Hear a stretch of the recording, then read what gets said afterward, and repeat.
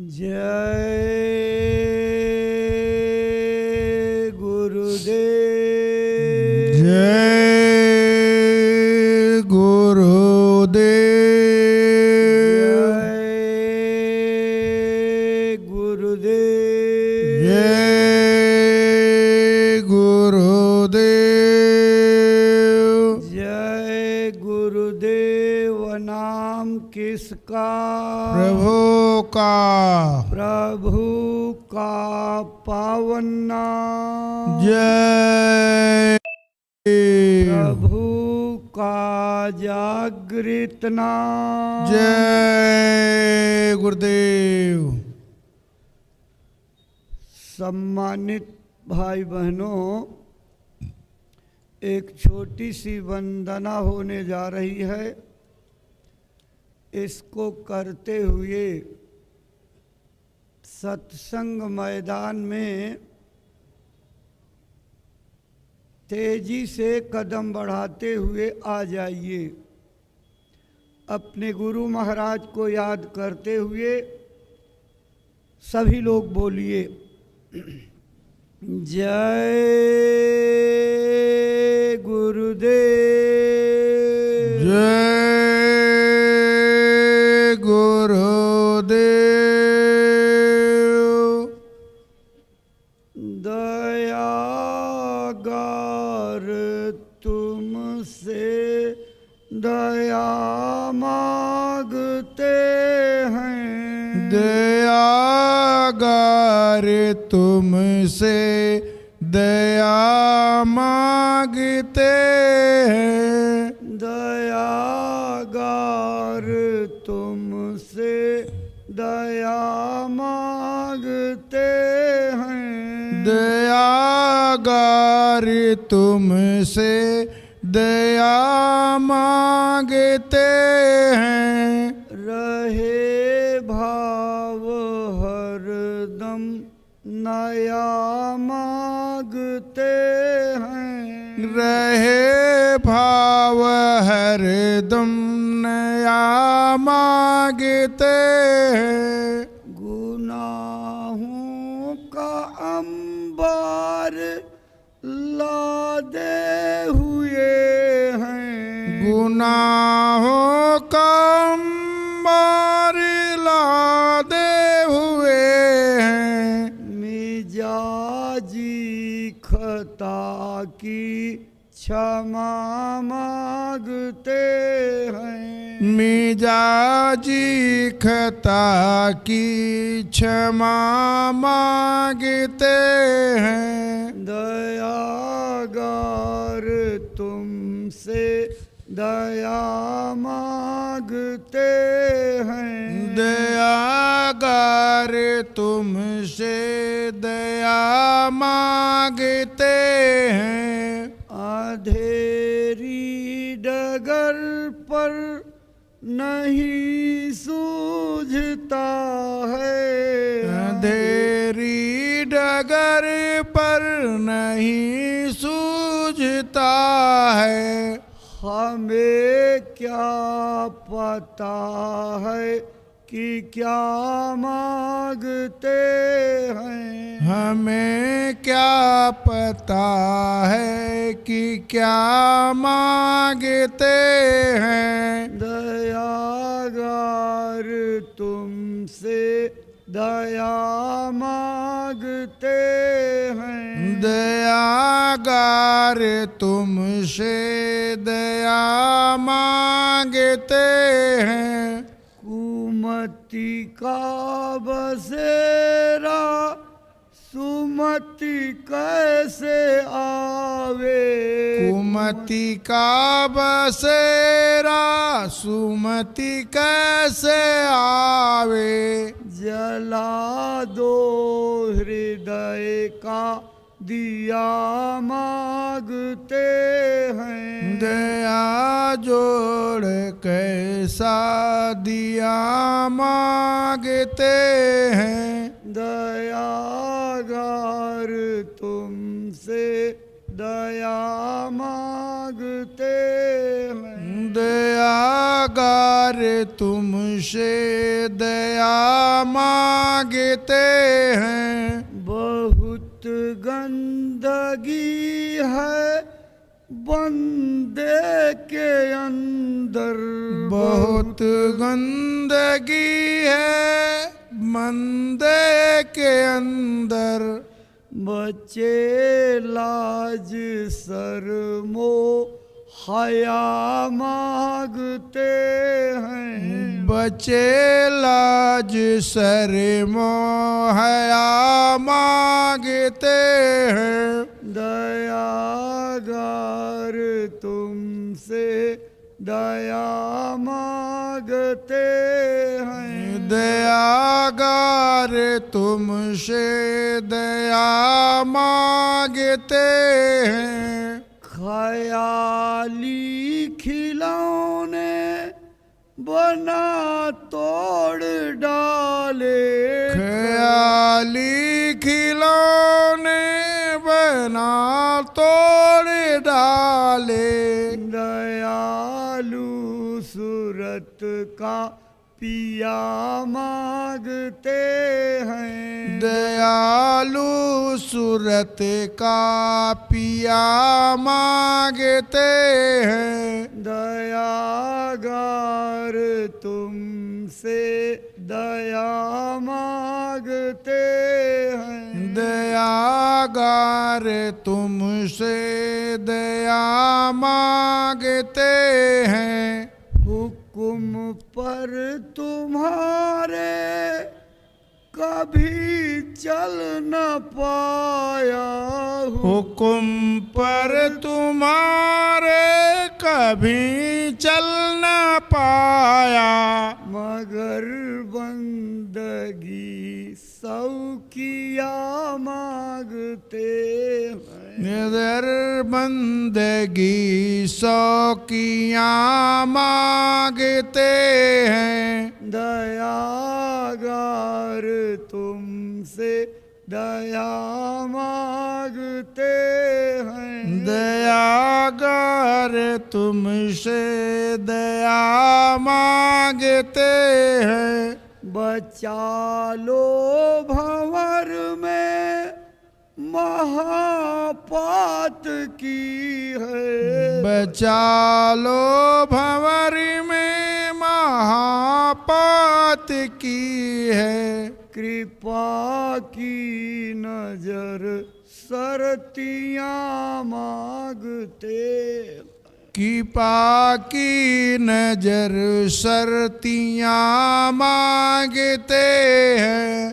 कृपा की नजर सरतियाँ मांगते हैं। कृपा की नजर सरतियाँ मांगते हैं। दयागार तुमसे दया मांगते हैं। दयागार तुमसे दया मांगते हैं। अभी तक जो पाया सभी गुम गया है। अभी तक जो पाया सभी गुम गया है। अमर नाम धन औलिया मांगते हैं। अमर नाम धन औलिया मांगते हैं। दयागार तुमसे दया मांगते हैं। दयागार तुमसे दया मांगते हैं। गुनहगार करता अरज एक बाबू। गुनहगार करता अरज एक बाबू। चरण में प्रभु आसियाँ मांगते हैं। चरण में प्रभु आसियाँ मांगते हैं। दयागार तुमसे दया मांगते हैं। दयागार तुमसे दया मांगते हैं। रहे भाव हरदम नया मांगते हैं। रहे भाव हरदम नया मांगते हैं। जय गुरुदेव। जय गुरुदेव। जय गुरुदेव। जय गुरुदेव। जय गुरुदेव। नाम किसका? प्रभु का। प्रभु का पावन नाम। जय गुरुदेव। प्रभु का जागृत नाम। जय गुरुदेव।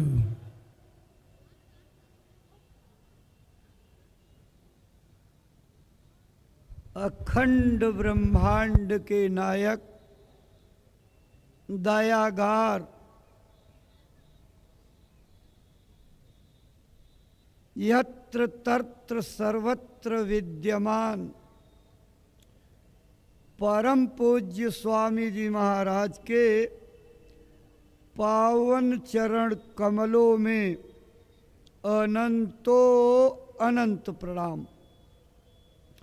गुरु महाराज की दया को निरंतर जन जन में तकसीम करने वाले हमारी संस्था के प्रमुख पूज्य महाराज जी को कोटिशः नमन। संस्था और ट्रस्ट के सम्माननीय वरिष्ठ पदाधिकारी सदस्यगण सादर नमन। आप सभी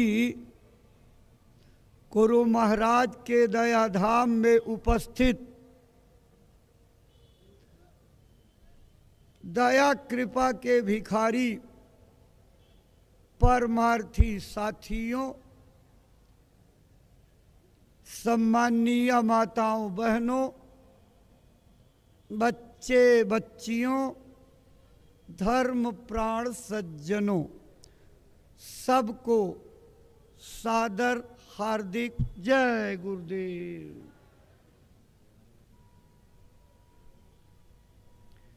भाई बहनों, आज 1 दिसंबर 2025 की प्रातःकालीन बेला है। जय गुरुदेव आश्रम मथुरा में चल रहे परंपरागत जय गुरुदेव सत्संग मेले यानी 77वें पावन वार्षिक भंडारा महापर्व का चौथा दिन है। भाई बहनों,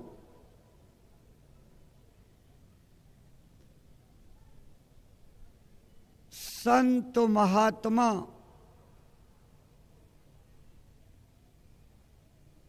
सदैव इस धरती पर सोए लोगों को जगाने के लिए रात दिन अकूत मेहनत करते हैं। वो इसी काम के लिए आते हैं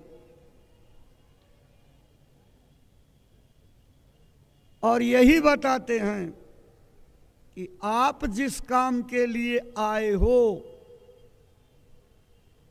आप भी अपना काम कर लो। संत मही विचरत के ही हेतु जड़ जीवन कह करत सचेतु।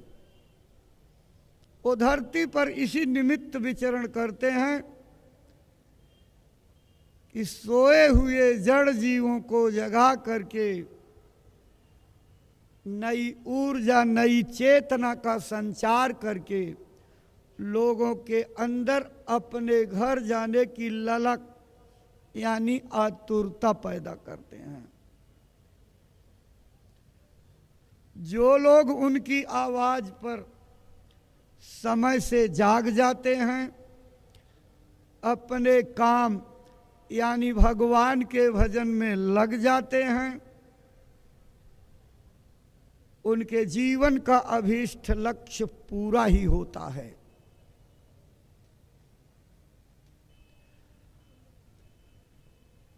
लेकिन जब जागने का समय बीत जाता है और लोग जाग करके अपना काम नहीं कर पाते, तो बहुत ही पछताने के दिन आते हैं। महात्मा आवाज लगाते हैं, जागो रे जिन जागना, अब जागन की बार, फिर क्या जागे नानका, जब सोवे पांव पसार। अगर जगना चाहते हो तो अभी जग जाओ, अभी सत्संग में आ करके समझ लो कि ये अनमोल मानव तन किस काम के लिए दिया गया है। यह बात अच्छी तरह से और कोई नहीं समझा सकता, महात्मा ही अच्छी तरह समझा सकते हैं और लोगों को अपने काम में लगा सकते हैं, क्योंकि उनके पास अपना प्रबल आत्मसंकल्प होता है। और महात्मा जो चाहते हैं उसको करके ही दम लेते हैं, जो ठान लेते हैं उसको पूरा करके छोड़ते हैं। इसलिए हम लोगों का कर्तव्य है सत्संग में चल करके महात्माओं की बात को, एक एक वचन को समझ करके चिंतन मनन करते हुए अपने हित और कल्याण की बातों को पकड़ना चाहिए। और उन्हीं बातों से हमको लौकिक शांति भी मिलेगी, पारलौकिक शांति भी मिलेगी। महात्मा कभी भी किसी धर्म, मजहब, जात, वर्ग, स्तर या पंथ के टेकी नहीं होते हैं, वो अखिल मानवता के होते हैं। सबको अपना मानते हैं, सबकी भलाई और कल्याण के लिए रात दिन मेहनत करते हैं। तभी तो ये बात कही गई है, अपने को त्याग तप में यदि यह न तपाते, तो जीवों का किसी भांति भी निस्तार न होता। यदि आज गुरुजनों का अवतार न होता, सद्धर्म धरा धाम पे विस्तार न होता। यदि संत महात्मा जीवों पर दया करके इस धरती के आम आवाम को जगाने का आजीवन अभियान न चलाते, तो लोग अपने कर्तव्यों को समझने से वंचित रह जाते, अपने जीवन के उद्देश्य को पाने से वंचित रह जाते और मानवता का अस्तित्व खतरे में पड़ जाता। ए भाई बहनों, इस संसार की कर्मों की आग इतनी भयंकर है कि ये संसार उसी में जल करके राख हो जाता। पाप बदरिया जगत की बरस रही अंगार, संत न होते जगत में तो जरी मरता संसार। ये उन महात्माओं की कृपा है, उनकी दया है, उनकी मेहरबानी है, उनकी इस मानवता को बचाने की सच्ची भावना है, जिससे इस धरती पर मानवता का अस्तित्व बचा हुआ है।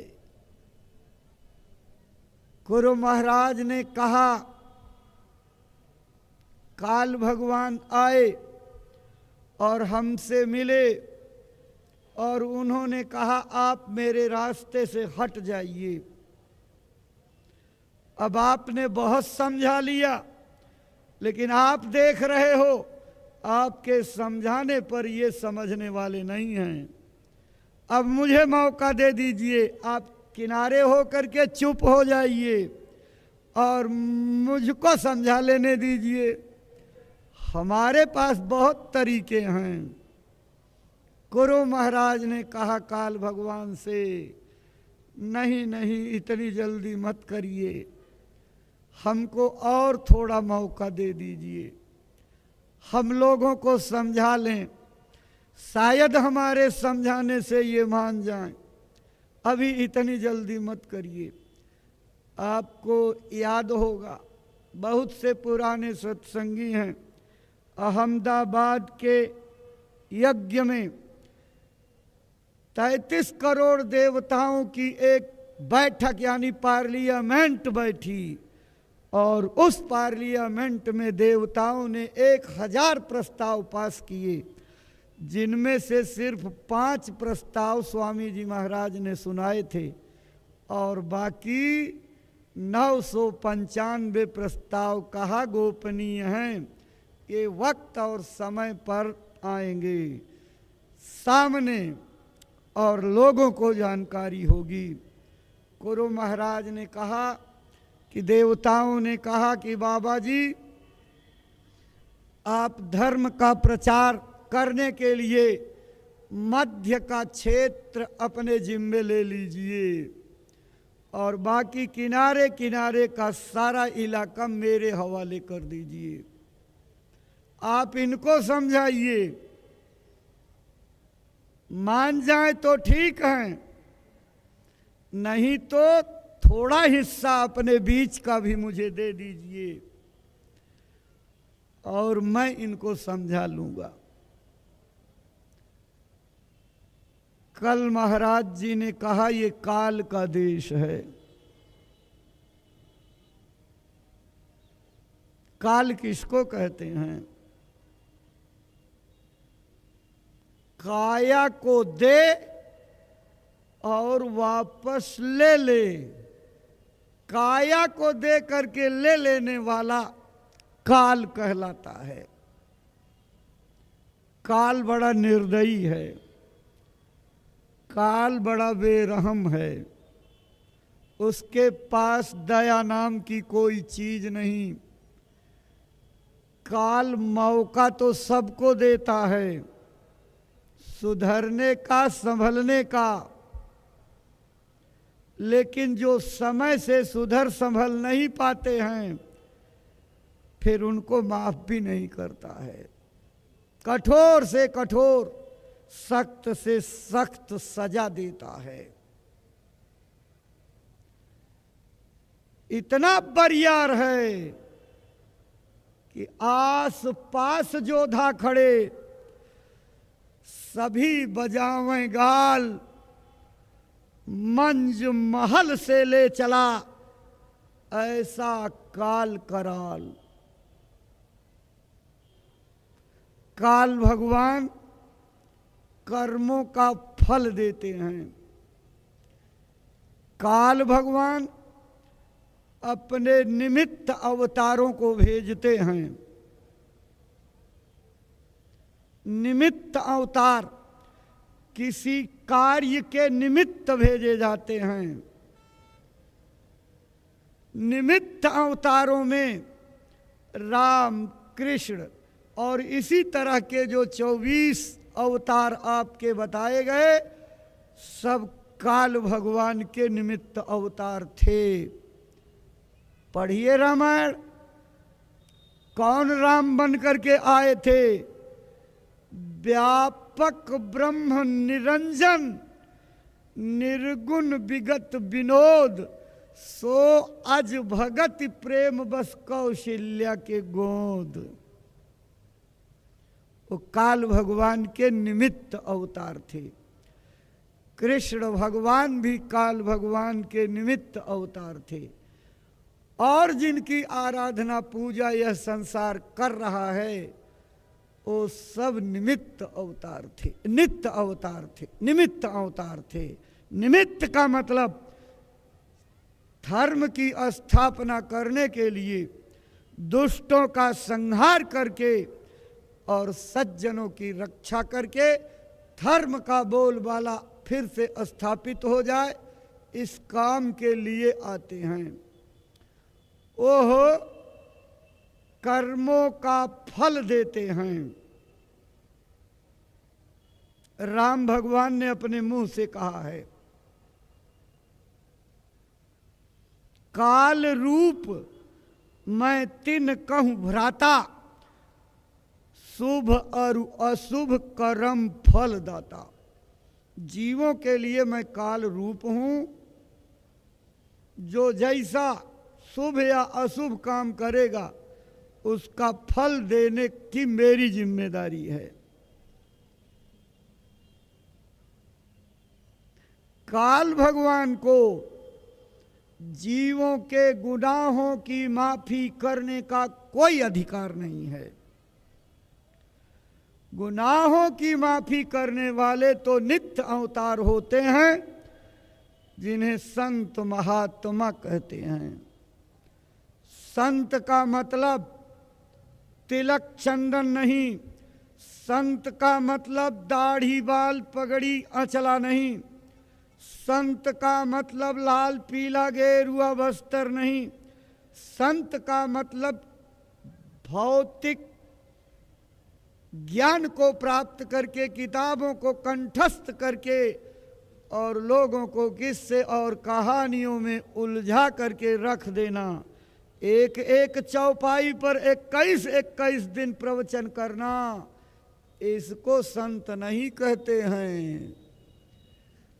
सबको संत मत समझ लेना। जैसे इस संसार में भौतिक विद्या की डिग्रियां और उपाधियां हैं, प्राइमरी तक पढ़ोगे तो प्राथमिक शिक्षा प्राप्त कर लिया, जूनियर तक चले गए तो जूनियर की शिक्षा, हाई स्कूल पहुंच गए तो हाई स्कूल के पास करने वाले बन गए, इंटरमीडिएट तक पहुंच गए तो इंटरमीडिएट आपने बीट कर लिया, बीए और एम में पहुंच गए तो वहाँ की डिग्री, शोध छात्र बन करके पीएचडी कर ली तो दर्शन शास्त्र के ज्ञाता बन गए। ए भाई बहनों, उसी तरह से अध्यात्म विद्या की डिग्रियां हैं, जिनके अंदर त्याग और तपस्या के भाव आ जाते, इस संसार के सामानों से अनिच्छा हो जाती, परमार्थ की दौलत को पाने के लिए भाव जाग जाता, वो त्यागी और तपस्वी कहे जाते हैं। जो अपने इंद्रियों को साधने का काम करते हैं, क्रोध जैसी चीज पर विजय प्राप्त करते हैं, वो ऋषि होते हैं। जो अपने मन को, मन की मनसा त्याग करके और ईश्वरीय विद्या के मनन में लग जाते, वो मुनि कहलाते हैं। जो लोग काम, क्रोध, लोभ, मोह, अहंकार को त्याग करके और परमार्थी दौलत को पाने के भिखारी बन जाते, वो सन्यासी होते हैं।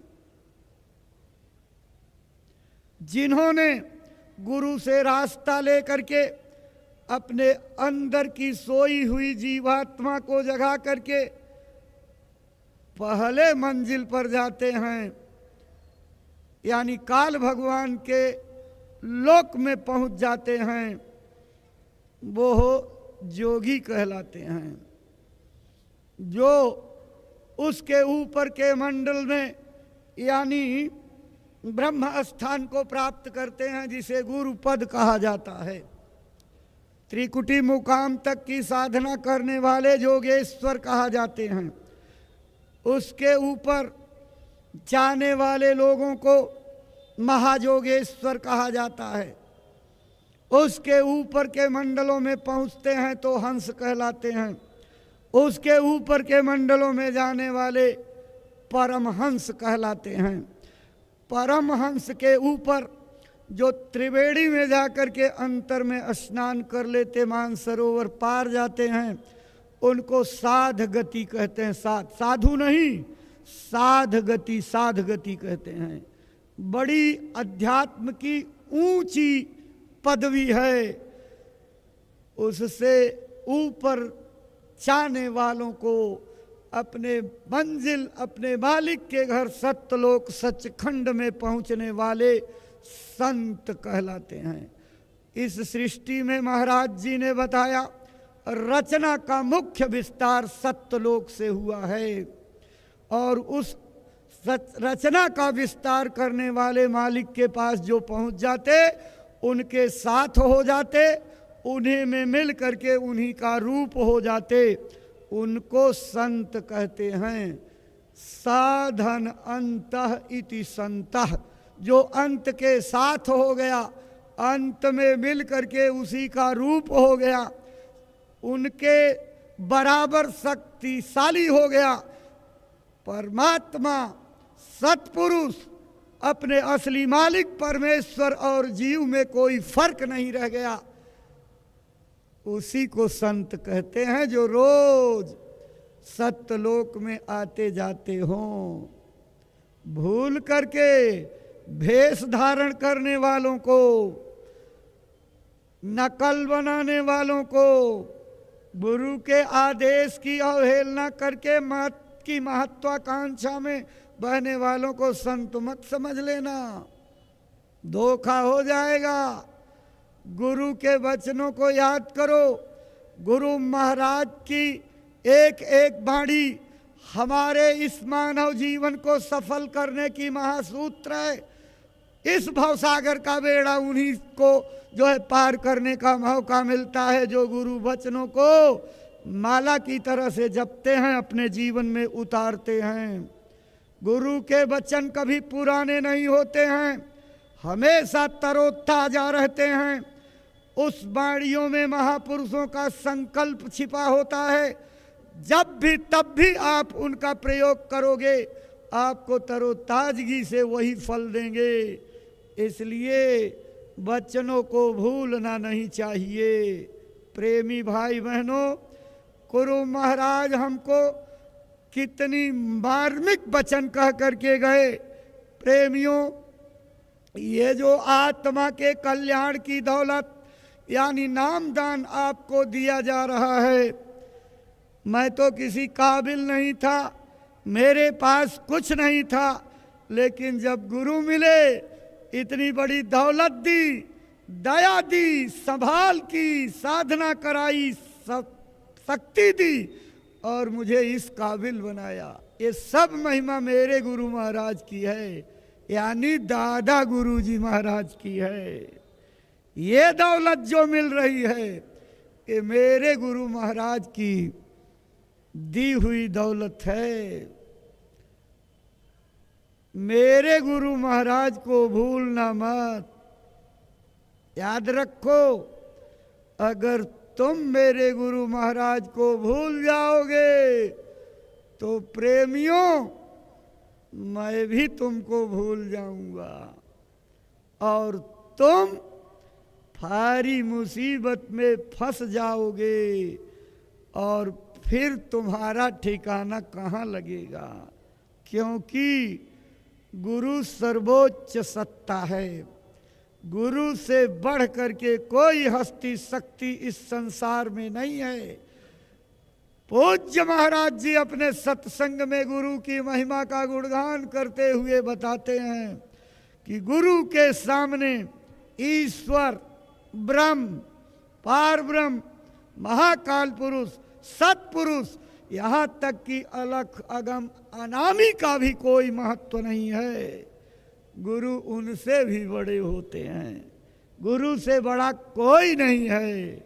इसलिए अगर अपना कल्याण चाहते हो तो गुरु को अपना बना लो, गुरु से प्रेम कर लो। बिना गुरु से प्रेम किए आपकी नैया पार नहीं जाएगी।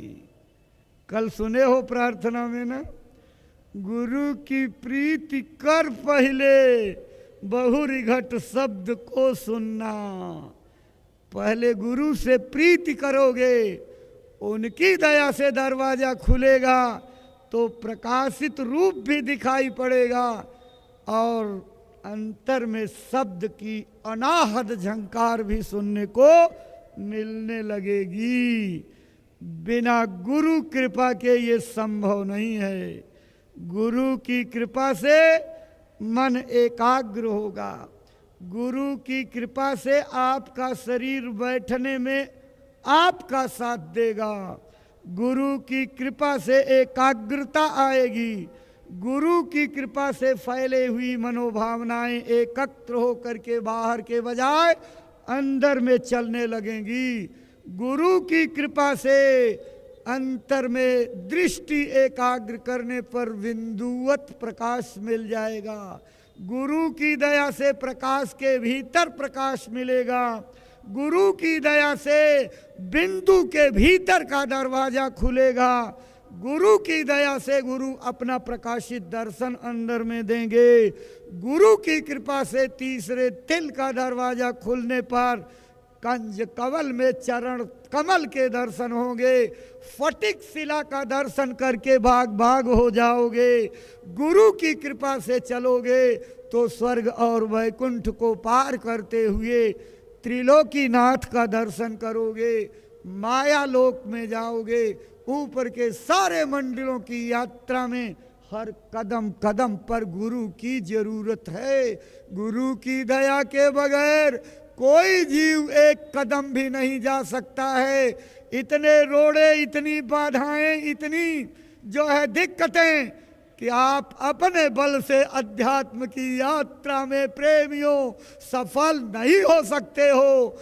इसलिए गुरु तो आपको अपना बना करके ही नामदान देते हैं, तभी जीव अपनाए जाते हैं।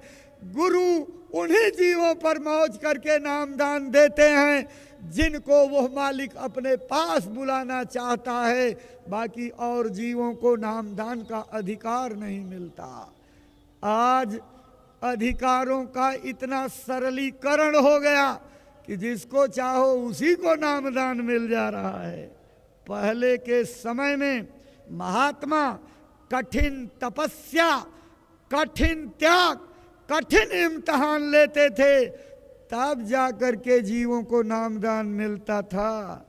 कबीर साहब जब जीवों को नामदान के लिए बुलाते थे तो कहते थे कि एक आसन मार करके 8 घंटे बैठ करके दिखाओ।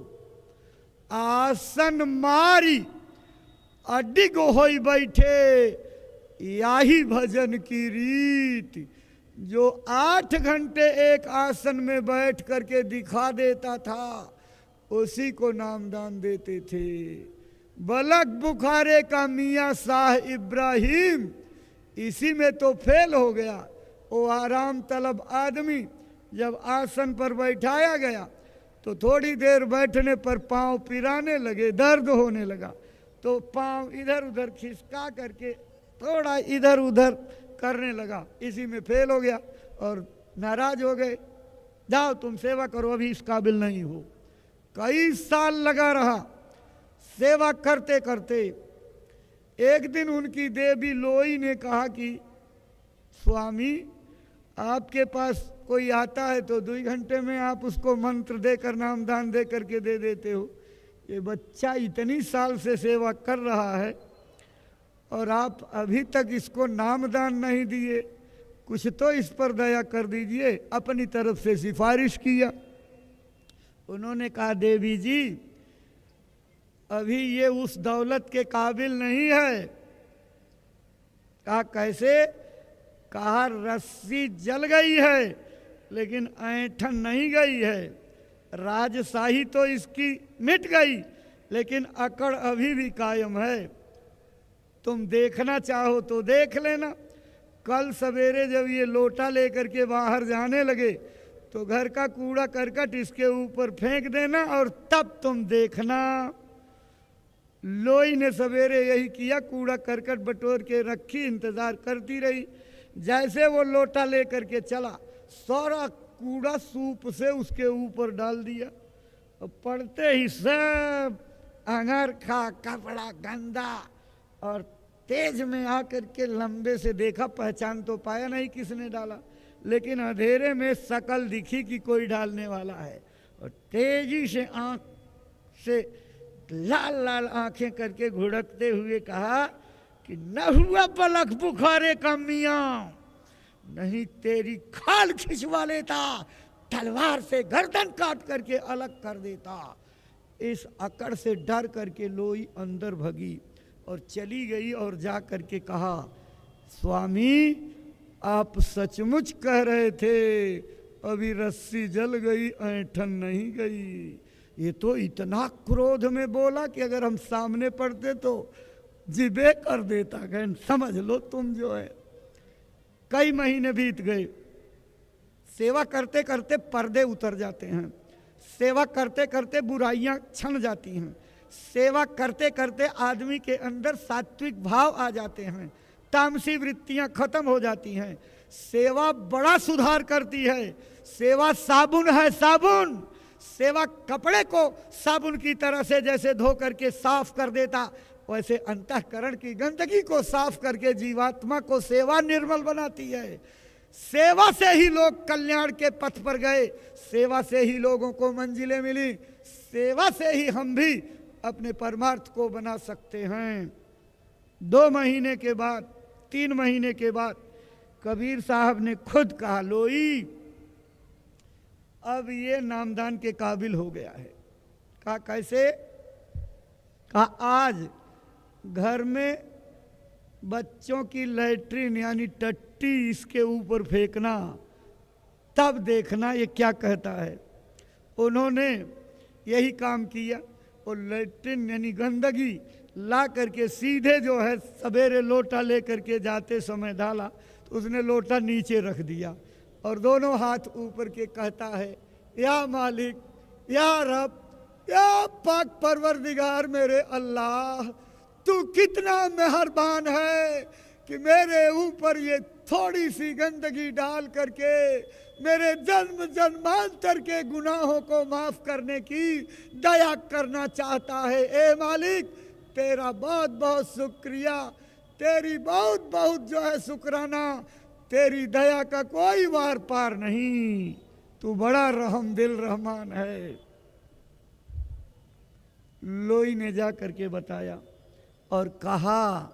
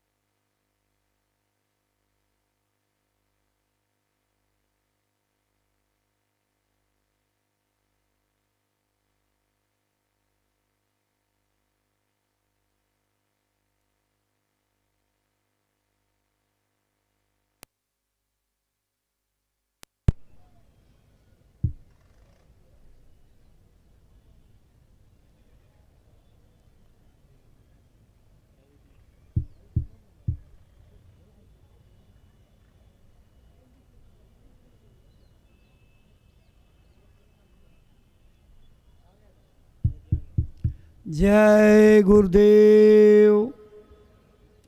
असुविधा के लिए जो है आपसे क्षमा मांगते हैं, कोई बात नहीं है। कभी कभी मशीनें गड़बड़ हो जाती हैं और व्यवस्था बिगड़ जाती है।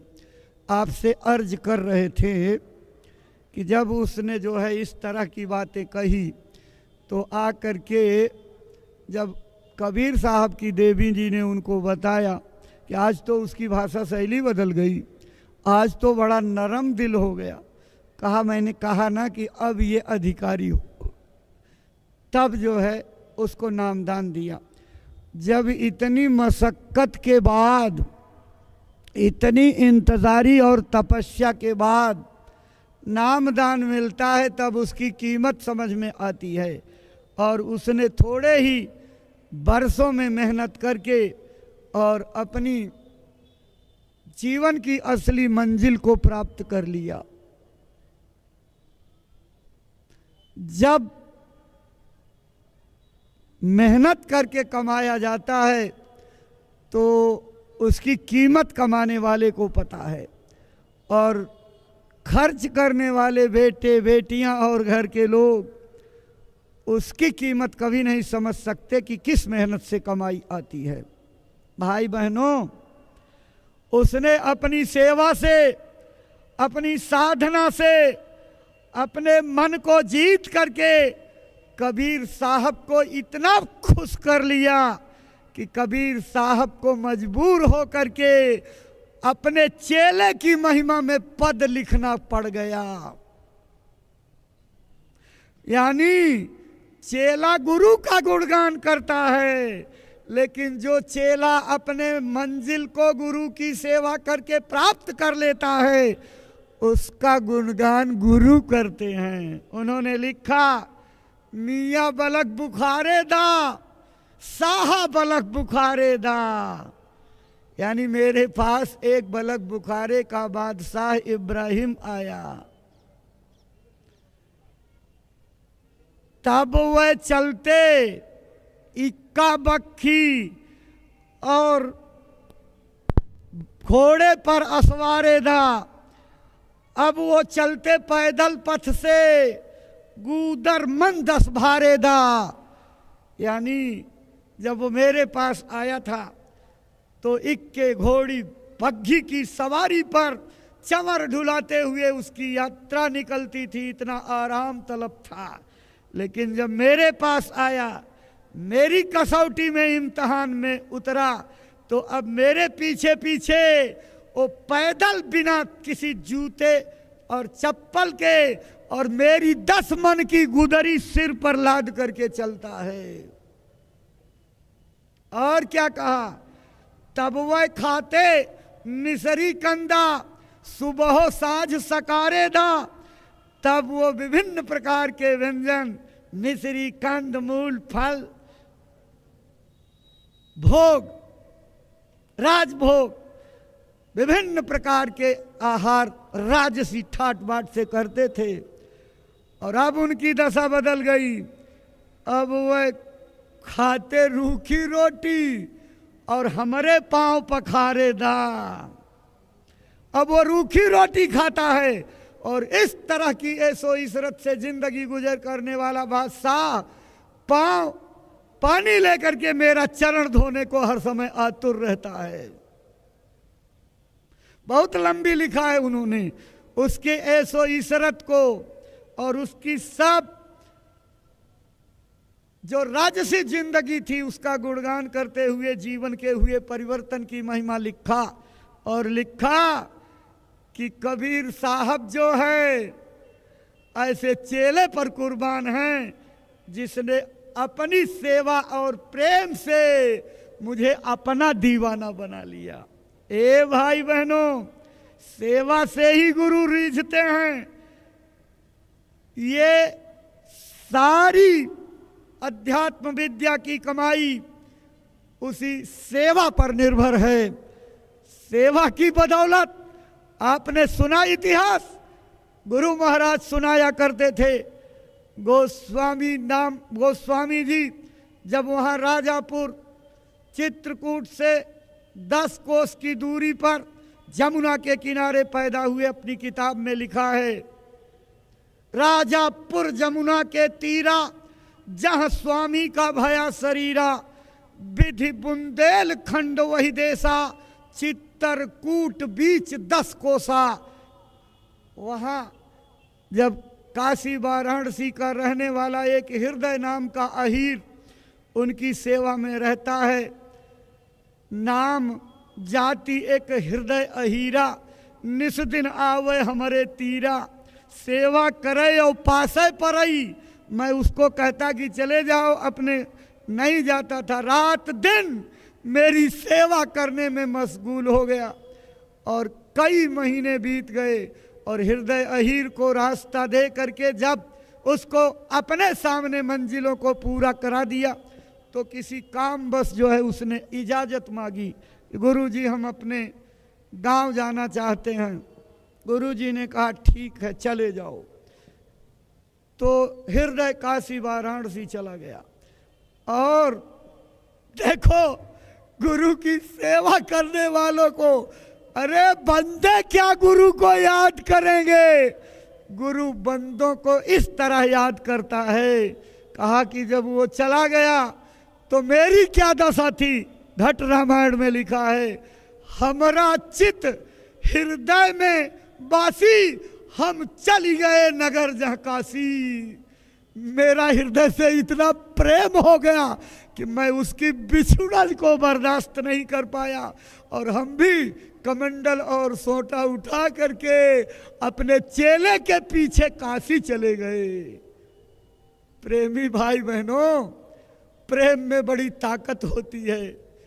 प्रेम ऐसा होना चाहिए जैसे चंदा चकोर का होता है, कामी कामिनी का होता है, नीन और पानी का होता है, हिरण और नाद का होता है।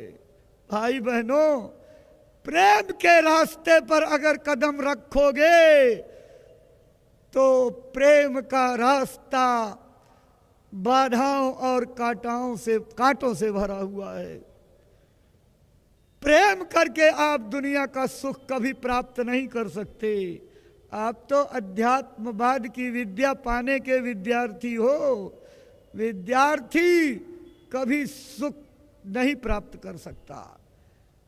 विद्यार्थी व त्यजेत सुखम, सुखार्थी व त्यजेत विद्या। कहते हैं अगर सुख चाहने वाला विद्या चाहे तो नहीं मिल सकती, विद्या चाहने वाला सुख चाहे तो नहीं मिल सकती। कहते हैं कि जो शिक्षा चाहता है, विद्या चाहता है, कल्याण चाहता है, अपने जिंदगी के सुखों को, आराम को, मौज मस्ती को गठरी बांध करके आग में जला करके खाक कर देना पड़ता है। प्रेम का मार्ग है। प्रेम करी काहू सुख न लहो। प्रेम करके किसी ने आज तक सुख नहीं प्राप्त किया। प्रीति पतंग करी दीपक सो सन्मुख प्राण दहो। पतिंगा दीपक की बाती से प्रेम करता है लेकिन परिणाम उसकी लौ पर जा करके जल करके खाक हो जाता है। एक गुरु का प्रेमी तभी अपनी मंजिल को प्राप्त कर सकता है जब कीट और पतंगों की तरह से अपने गुरु की लौ पर अपने जीवन का सर्वस्व उत्सर्ग कर दे, निछावर कर दे। तुम दीपक मैं भई पतंगा, भस्म किया तन मन सब संगा। वही जीव सफल होता है जो अपने जिंदगी के सुखों को गुरु के चरणों में अर्पण करके और उनकी लौ पर कुर्बान हो जाता है। भाई बहनों, प्रेम का मार्ग है। अलिसुत प्रीति करी जल सुत सौ। अलिसुत कहते हैं भंवरे के बच्चे को। अलिसुत प्रीति करी जल सुत। जल सुत कमल है, भंवरा कमल से प्रेम करता है, लेकिन जब वो मकरंद चूसने के लिए उसकी पंखड़ियों के बीच में रस चूसने लगता है तो इतना मशगूल हो जाता है, ये भूल जाता है कि कि डूबते सूरज की किरणों के साथ ही ये कमल बंद हो जाएगा। रात्रिर्गमिष्यत भविष्यति सुप्रभातम। अब वो सोचता है कि रात बीतेगी, सवेरा होगा, फिर खुलेगा तो बाहर, लेकिन ऑक्सीजन की कमी के नाते बंद पंखुड़ी में कमल से प्रेम करने वाला भंवरा मर जाता, कुर्बान हो जाता और प्रेम की मिसाल कायम करता है। गुरु के प्रति इसी प्रकार का भाव रहेगा, तब काम बनेगा प्रेमियों। गुरु से प्रेम दुनिया की आराम तलबी को लात मारना है। ये स्कूल विचित्र है और स्कूल और आराधना का परिणाम है कि सुखी बनोगे, संपन्न बनोगे, खूब बढ़ोगे और मालदार बन जाओगे। लेकिन गुरु से प्रीति कर लिया तो 3 वरदान मिलते हैं। बड़ा कठिन है संभलना। पहला गरीबी, दूसरा अपमान, तीसरा बीमारी।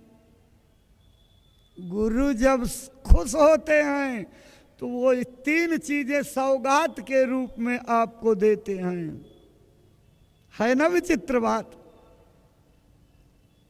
अब इतनी बड़ी जमात में कौन ऐसा प्रेमी निकलेगा जो अपने गुरु से फरियाद करे, गुरुजी मुझे गरीब बना दो, गुरुजी मुझे बीमार बना दो, मेरी चारों तरफ बदनामी होने लगे।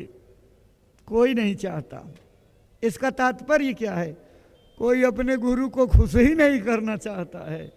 तो जब गुरु खुश नहीं होंगे तो परमार्थ की दौलत कैसे मिलेगी?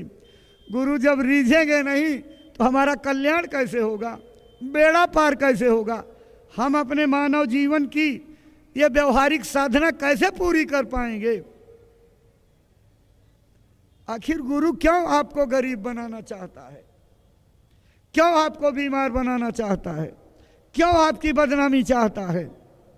इसलिए कि जब दाने दाने को मोहताज रहोगे तो हर समय हे मालिक दया कर दो, हे मालिक दया कर दो, फरियाद करोगे, मालिक को भूलोगे नहीं।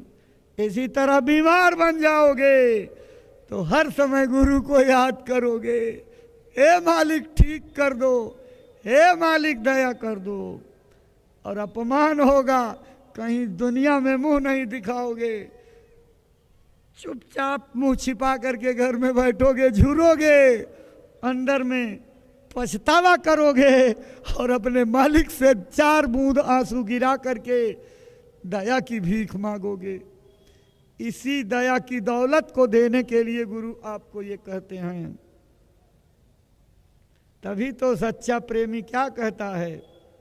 सुख के माथे सिल परे, नाम मुखन ते जाए, बलिहारी व दुख की पल पल नाम रटाए। कबीर साहब कहते हैं, मैं जिंदगी के उन सारे सुखों पर पत्थर की सिल मारता हूं। मुझे नहीं चाहिए, मुझे वो दुख चाहिए, वो विपत्ति चाहिए कि जिसमें पल पल नाम की याद, गुरु की याद बनी रहे। भाई बहनों, गुरु का प्रेमी बीमार बनना चाहता है कि बीमार रहेंगे, काम धाम सब बंद हो जाएगा, चारपाई पर लेटे लेटे 24 घंटे मालिक को याद करेंगे और दूसरा कोई काम ही नहीं रहेगा। जब एक ही काम रहेगा, आपकी तवज्जो गुरु पर तो गुरु की तवज्जो आप पर। आप गुरु को याद करोगे, गुरु आपको याद करेंगे। गुरु की ओर एक कदम बढ़ोगे, 1000 कदम चल करके आपको दामन में बैठा लेंगे, हाथ थाम लेंगे और पकड़ को ले जा करके धुरही ले पहुंचाई हैं। जन छाड़े मगमा, रास्ते में नहीं छोड़ सकते हैं। और अगर आप अपने मन की गुनाह से कहीं फंस गए तो आपको निकाल करके ले जाएंगे। गुरु नानक देव जी के समय का इस किस्सा है नानक जी लेकर के जीवों को चले जा रहे थे, बगल में नरक के बगल से गुजर रहे थे। तो सत्संग में तो सुना था, एक जीव को फिक्र हो गई कि जरा देख ले नरक में कैसे कष्ट भोगते हैं लोग। तो साइड में जा करके नरक की यातना को चिल्लाते चीखते तपते, किसी आदमी की रुलाई देख करके स्वाभाविक दया आ जाती है, उन पड़े हुए जीवों पर दया आ गई और उसी के दुखों में इतना मशगूल कि अब गुरु के साथ जाना भूल गया। थोड़ा आगे बढ़े तो अंतर्यामी जान गए मेरा जीव नरकों में फंस गया, तो लौटे और आकर के उसको जोर से धक्का दे करके कहा, क्यों यहाँ रुके हो, चल तुझको आगे जाना है या नहीं। कहा, गुरु जी मुझे नहीं जाना है, ये बेचारे इतनी तकलीफ में, ये जीव अपने कर्मों की सजा भुगत रहे हैं, ये जीव रो रहे हैं, तड़प रहे हैं, इनकी आवाज को कोई सुनने वाला नहीं। ए गुरु जी मुझे इन्हीं के साथ रहने दीजिए, मैं नहीं जाऊंगा, मेरी हमदर्दी हो गई है। देखो या तो इनको भी ले चलो आप मेरे साथ, या तो मुझे यहीं छोड़ दो। अब नानक जी फंस गए। यही बात जो सबके लिए सोचता है, उसके लिए महात्मा अपने वसूल और सिद्धांत को खत्म कर देते हैं। जो परोपकारी होता है उसके लिए दुनिया में कोई चीज दुर्लभ नहीं रहती है। परहित बस जिनके मन माही, तिनका जग दुर्लभ कछु नहीं। उसी परोपकार की भावना ने उस बंदे के लिए इस दुनिया के बने हुए कानून को तोड़ करके नानक जी ने लिखा किताबों में, नानक जाई अंगूठा बोरा और सब जीवन का किया निबेरा। उस नरक में पड़े हुए सारे जीवों को उस एक जीव की इच्छा से पार करके अपने घर पहुंचा दिया। और गुरु महाराज एक सत्संग में कहे थे, नानक जी ने जिस नरक को अपना अंगूठा छुआ करके जीवों को पार किया, वो नरक अभी तक खाली पड़ा हुआ, तब से कोई जीव उस नरक में डाला नहीं गया, खड़हर सा पड़ा हुआ वीरान है। संतों की महिमा ये दुनिया के विद्वान क्या जानेंगे, उनकी शक्ति और पहुंच को भौतिक बुद्धि और तर्क वितर्क से नहीं जाना जा सकता। इसलिए महात्मा आपका चारों तरफ अपमान चाहते हैं। जब चारों तरफ बदनामी हो जाएगी ना, तो आपकी हेकड़ी टूट जाएगी, अहंकार का गुरूर टूट जाएगा, और टूट करके जब आपकी बदनामी होने लगेगी तो उस समय आपके सारे कर्मों की धुलाई हो जाएगी। प्रसंग बस एक चीज आपको याद कराते हैं। गुरु महाराज ने सुनाया, राजा राम के पूर्वज थे रघु राजा। राजा रघु इसीलिए उनके खानदान को रघुकुल कहा जाता है, और राम को रघुवीर भी लोग कभी कभी कह देते हैं। राजा रघु बड़े दानी थे। सवेरे उठने पर दान के चौरा पर बैठ जाते थे, जो आवे जो मांगे सब दे दिया करते थे। बड़े दानवीर थे। उनकी शोहरत चारों तरफ पहुंची। एक साधु भेष के ब्राह्मण आ गए, और संजोग से उनका दान देने का समय खत्म हो चुका था। राजा का ये नियम था कि दान देने के बाद वो सीधे अस्तबल में जाते थे, घोड़ों की सेवा करते थे, रोज का नियम था। उसी घोड़े पर सवारी करके, तो जो आदमी जो चीज उपयोग करे, अगर आप उसकी इज्जत करोगे तो वो आपकी भी इज्जत करेगा। आप उसकी इज्जत नहीं करोगे तो घोड़ों की सेवा करके अपनी शान शौकत से इज्जत पाने के लिए काम किया करते थे। राजा घोड़ों की सेवा में चले गए, और वो पंडित जी आकर के साधु भेषधारी, उन्होंने कहा मुझे दान चाहिए। लोगों ने समझाया कि बाबा आज समय पूरा हो गया है, आज आप चले जाइए, कल इसी समय से पहले आइएगा, राजा साहब आपको जो मांगोगे सब देंगे। उन्होंने कहा अगर राजा के समय की कीमत है तो मेरे भी समय की कीमत है, अगर राजा का समय अनमोल है तो मेरा भी अनमोल है। अगर आज दान मिल गया तो ठीक, नहीं तो मैं निराश होकर के खाली हाथ और अपनी झोली दिखाते हुए नगर में प्रचार करता जाऊंगा, राजा रघु के दरबार से खाली लौट रहा हूं, राजा रघु के दरबार से कुछ नहीं मिला, ये दानवीर नहीं, ये तो कंजूस है, मैं ये प्रचार करता जाऊंगा। लोग डर गए। लोगों ने राजा के पास खबर भेजी।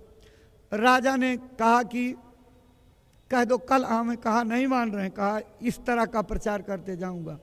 कहा अच्छा बुला लाओ मेरे पास, मैं समझा देता हूँ।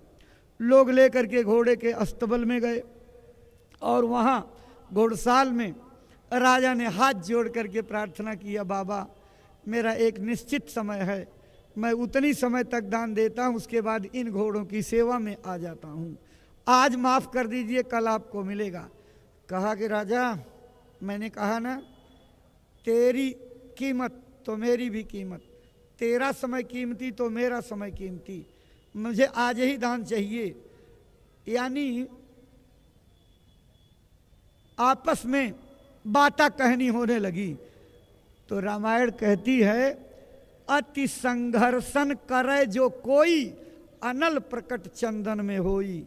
चंदन की लकड़ी बहुत शीतल होती है, लेकिन अगर चंदन की लकड़ियों को रगड़ा जाए, संघर्षण किया जाए, तो घर्षण से आग पैदा हो जाती है। ठीक इसी तरह से उत्तर प्रति उत्तर के किए, उपज क्रोध ज्ञानी के हिये। उत्तर प्रति उत्तर करने से बड़े बड़े ज्ञानी और विवेकी के अंदर क्रोध पैदा हो जाता है, और दोनों लोगों के उत्तर प्रत्युत्तर में इतना क्रोध पैदा हो गया कि राजा आग बबूला हो गए और कहा कि नहीं मानते हो तो लो। वहाँ घोड़े की लीद पड़ी हुई थी, वही उठा करके जैसे कहा लो, बाबा ने शौक से झोली फैलाई और अपनी झोली में एक लीद, दूसरी अंजुली 2 लीद, तीसरी अंजुली 3 लीद उनको दे दिया। और राजा ने, राजा रघु की जय हो, राजा महान है, रघु दानवीर है, रघु से बढ़िया दानी कोई। गुण गाते हुए घुड़साल से लेकर के चले गए अपने आश्रम पर, ले जा करके रख दिया वहाँ। कई महीने के बाद एक बार राजा रघु शिकार खेलने के लिए जंगल में गए और भटक गए रास्ता, प्यास भी लग गई, भूख भी लग गई, उनका घोड़ा भी प्यासा था।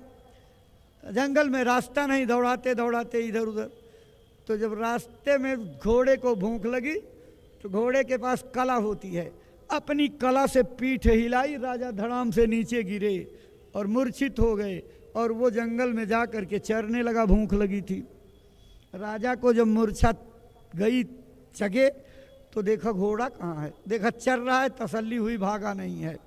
इनको भी प्यास लगी थी, देखा बगल में एक झोपड़ी है, चले गए तो आवाज़ लगाई, बाबा झोपड़ी से निकले, कहन कि बाबा पानी मिलेगा, बड़ी प्यास लगी। कहन हाँ बच्चा, प्यास बुझाएंगे, लाए पानी पिए।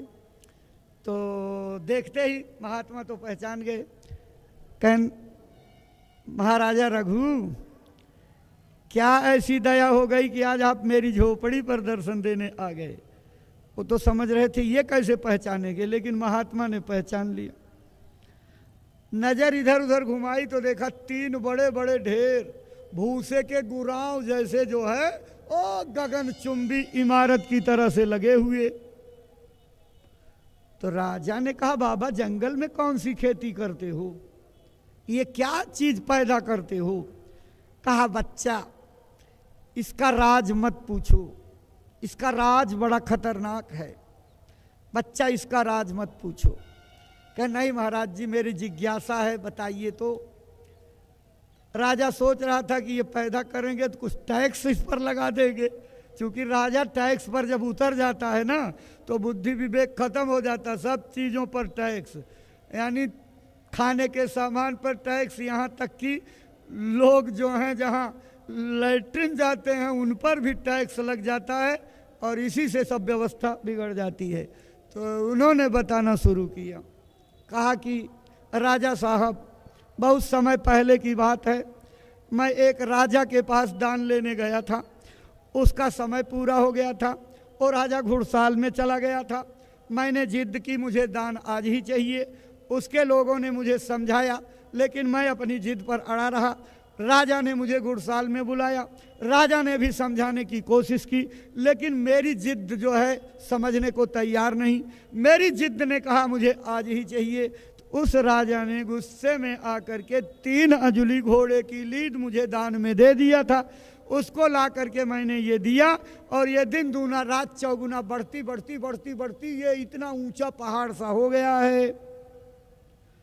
तो राजा रघु के पैरों से तो जमीन खिसक गई, हृदय थर थर थर थर कांपने लगा। तो कहा महाराज ये बढ़ करके होगा क्या? अरे कहा ये सारी लीद उसी राजा को खानी पड़ेगी जिसने दान दिया है। राजा चरणों पर लौट गए। कहा महाराज ओ गुनहगार राजा मैं हूँ, ओ इतनी बड़ी गलती करने वाला नृपति मैं हूँ, मेरे ऊपर दया करिए, मेरे ऊपर दया करिए। इतना भंडार खाना पड़ेगा घोड़े की लीद। और हृदय का दम टूट गया उनका और चिघाड़ मार करके रोने। गुरु के पास हर चीज की दवाई होती है। गुरु बड़ी बड़ी मुसीबतों को क्षण में काट देते हैं। जब निगुरा होने के नाते नारद को कहा था कि जाओ गुरु कर लो, तुम्हारे निगुरा होने के नाते तुम्हारे बैठने की जगह की मिट्टी रोज फेंकवाई जाती है। उन्होंने गए और एक सवेरे गोड़िया लोटा लेकर लैट्रिन जा रहा था, उसी को मिले और कहा जो पहले मिले उसको गुरु बना देना। और गुरु बन गए। और जब विष्णु के पास पहुँचे, पूछा कि गुरु किया? कहन किया तो, लेकिन वो छोटी जाति के गोड़ियाँ हैं, यानी गुरु की निंदा बन गई। तो कहा ठीक है, लेकिन ये निंदा जो कर दिए ना इसके लिए 84 जानी पड़ेगी। कहन अब क्या करे? कहन 84 से छुड़ाने का काम मेरा नहीं, जाओ उसी गुरु के पास। दूसरे दिन गए और वो लोटा लेकर के खड़े, फिर मिल गए। कहन बाबा दया करिए। अरे कहन रुको, मुझे जोर से लगी है जाना। कहन ना हम जाने नहीं देंगे, पहले मेरी 84 काटिए। कहन क्या हुआ? कहन मैं आपको गुरु बना करके गया, विष्णु जी से कह दिया कि गुरु तो मिल गए लेकिन वो गोड़िया जात के हैं। कहन इसमें गुरु की निंदा हो गई, मुझे 84 की सजा हो गई है और जल्दी से दया करिए मेरी 84 काटिए। कहन ठीक है। तो कहना चलो एक लकड़ी लाओ। लकड़ी लाए। कहन 12 लाइन ऐसे ऐसे खींचो, 12 लाइन ऐसे ऐसे खींचो। और कहा 84 जो है 7 लाइन ऐसे ऐसे खींचो, 12 सते 84। कहन इसी पर लौट करके इधर से उधर चले जाओ। और लौट करके इधर से उधर चले गए, सरलता से उनकी 84 कट गई। गुरु के पास हर रास्ता होता है। तो जब आदमी रोता है ना, जब तड़पता है तो तड़प बर्दाश्त नहीं होती और पिघल गए। और महात्मा जी ने कहा बच्चा अब तुम्हारी रुलाई नहीं बर्दाश्त होती, तुम एक काम करो, अपने नगर वापस जाओ और एक 16 साल की ब्राह्मण कन्या को अपने घर में रख लेना, उसके साथ बेटी जैसा व्यवहार करना, इसी में तुम्हारा काम हो जाएगा। उन्होंने महात्मा के हुक्म को तामील किया, कुछ नहीं आगे पीछे सोचा और हुक्म को तामील करके एक सुंदर ब्राह्मण कन्या को ला करके रख दिया। और उसके रखते ही कनफुस्सी शुरू हो गई। राजमहल में काम करने वाली दासियां एक दूसरे से कहने लगी, देखा राजा को बुढ़ाई बेला में क्या सवार हो गया, ये देखो ये नई कन्या ला करके रख लिया है। और राज की दासियों से होते हुए राज के कर्मचारियों और पूरे देश भर में ये फैल गई। दानवीर राजा बह गया और बुढ़ाई बेला में ब्राह्मण कन्या को रख लिया। अरे बह गया, इतना दानवीर था, सब लोप कर दिया, चारों तरफ बदनामी। कई महीने बीतने के बाद राजा को जिज्ञासा हुई, चलें एक बार फिर बाबा जी का दर्शन कराएं। तो दर्शन करने गए तो देखा वो ढेर सिकुड़ करके और केवल एक एक अंजलि यानी 3 अंजलि जो मूल धन था वो बचा हुआ, ब्याज सब खत्म हो गया। तो राजा ने अर्ज किया, महाराज कहें देखो राजा, तेरे राज्य की सारी जनता ने तेरी बुराई कर दी, निंदा कर दी, और निंदा करके तेरे पाप के भागीदार बन गए। ये सारी लीद उनके हक में चली गई। केवल एक कुम्हार है, कुम्हार बड़ा ज्ञानी है, तुम्हारे राज का जब तुम्हारी निंदा शुरू होती है तो कान मूंद करके भाग जाता है और वहाँ से हट जाता है। इतना सचेत है कि वो आपकी बुराई कभी नहीं किया है, उसी के हिस्से की ये बची हुई है। आप ऐसा काम करिए, भेष बदल करके उसके पास जाइएगा और उससे ये पूछिएगा कि अरे भाई, मैंने अपने घर में एक ब्राह्मण कन्या को रख लिया है, अच्छा किया है कि बुरा, यही बता दो। अगर झटके में वो बोल गया तो उसका काम हो जाएगा, वो भी बुराई करके और ये लीद खाने का अधिकारी हो जाएगा। गए और दूर से संध्या को देखा, वो आ रहे हैं, फटे कपड़े पहन के गए थे। तो कुम्हार ने कहा, आइए आइए राजा रघु, आप और इस तरह वेश बदल करके गरीब के चौखट पर आने का क्या मतलब? पहचान छिपा करके गए थे, पहचान उजागर हो गई। तो उन्होंने कहा कि एक बार झुक करके प्रणाम करके आए, और झुक करके प्रणाम करके आए और बाबा के आश्रम पर जा करके आगौछा में बांध करके 3 आजुरी लीद ले करके आए, और जैसे आप लवड़ भास्कर चूर्ण फांकते हो, ऐसे बासी मुंह एक एक चम्मच रोज खा करके अपने गुनाहों का प्रायश्चित किए, तब उस पाप से बरी हुए। ये पौराणिक कथा आपको प्रेरणा देती है कि अगर दूसरे की निंदा आलोचना करोगे तो उसके पाप के बोझे से थक जाओगे और आपका परमार्थ खत्म हो जाए। इसलिए गुरु अपने प्रेमियों की बदनामी इसीलिए कराना चाहते हैं, आपकी बुराइयां सब लोग ले लें और आप निर्मल होकर के परमार्थी यात्रा पर चल पड़ो। तो निंदा से घबराना नहीं, निंदा का जवाब मत देना, निंदा पर क्रोधित मत हो जाना, निंदा पर 7 जन्म तक बदला लेने की मत ठान लेना। निंदा बड़ी बुरी चीज है, निंदा मत करो। निंदक नेड़े राखिए, आंगन खुटी छवाए, बिन साबुन बिन पानी निर्मल करे स्वभाव।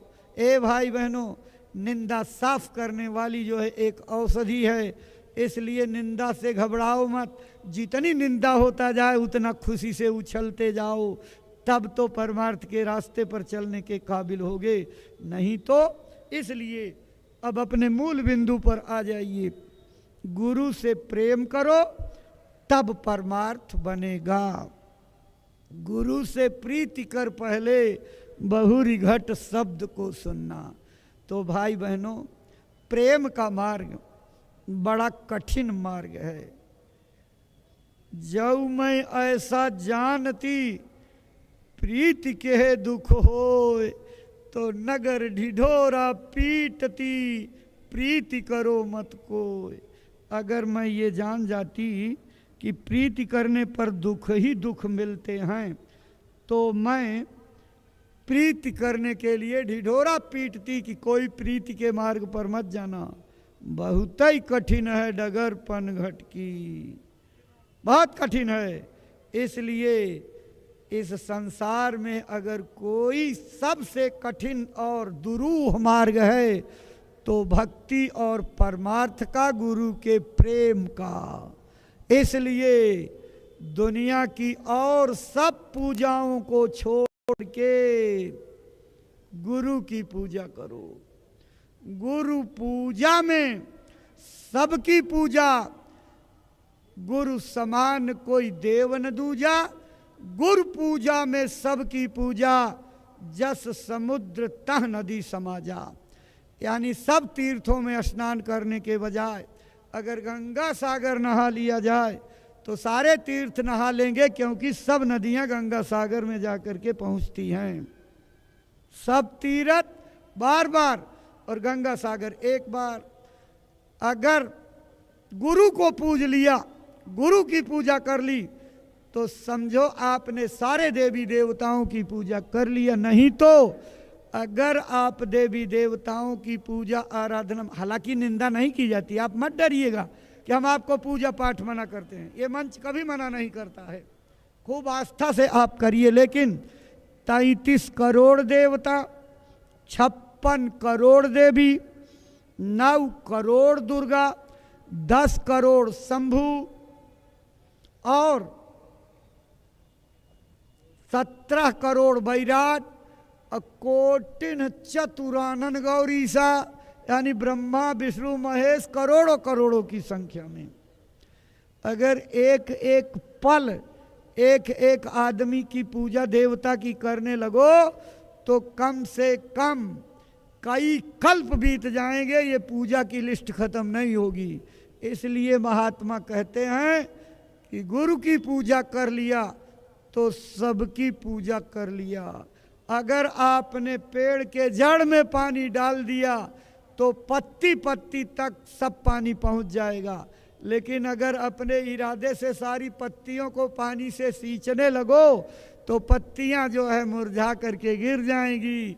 और इसी तरह से आपका देखो, जितने भी उपाय आपकी किताबों में बताए गए हैं, संजम, जप तप संयम नियम अपारा, जे शुभ धर्म आचारा, श्रुतियां जिनको बताती हैं, सब कर फल हरि भगति सुहाई, असो बिनु संत न काहू पाई। सबका फल भगवान की भक्ति है, लेकिन ये भक्ति बिना संतों के आज तक किसी ने नहीं प्राप्त कर पाया। भक्ति स्वतंत्र सकल सुख खानी, और बिन सत्संग न पावहि प्राणी। बिना सत्संग में गए सभी सुखों की खान भक्ति किसी को नहीं मिल सकती। इसलिए सत्संग में आओ, संतों की खोज करो, सतगुरु खोजोरी प्यारी, जगत में दुर्लभ रतन यही। ये संसार के ऐसे दुर्लभ हीरे हैं, अगर मिल गए तो तुम्हारा काम फना।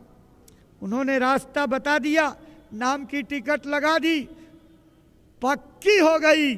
जैसे महाराज जी कहते हैं, अगर ट्रेन में बैठ गए ना तो चाहे इधर उधर कितना सोचो विचारो, लेकिन ट्रेन मुकाम पर पहुंचाएगी।